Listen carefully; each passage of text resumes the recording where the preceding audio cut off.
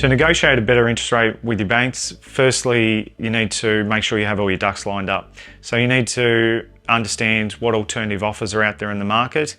You need to understand where your existing rate is relative to those offers in the market. It needs to be a credible offer.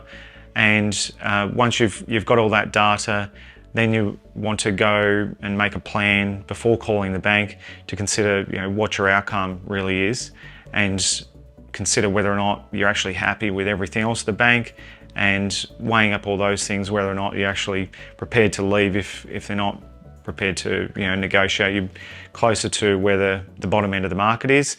If you have a broker on your side, then your broker should be reviewing your rates every 6 to 12 months as they sort of shift. There is definitely such a thing as loyalty tax, which you may have heard.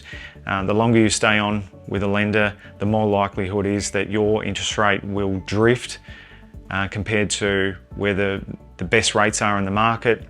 So you need to consider what's most important to you with your loan, whether or not it's the service you get overall, whether or not interest rate is the prime reason why you're there.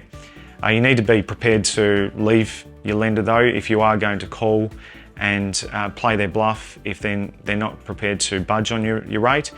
You also need to consider that they may likely not match the rate that you present to them because they'll consider that there is a little bit of pain in moving to another lender. So likelihood is if you present them with a rate, they're not going to go that low, but you'll get somewhere in between.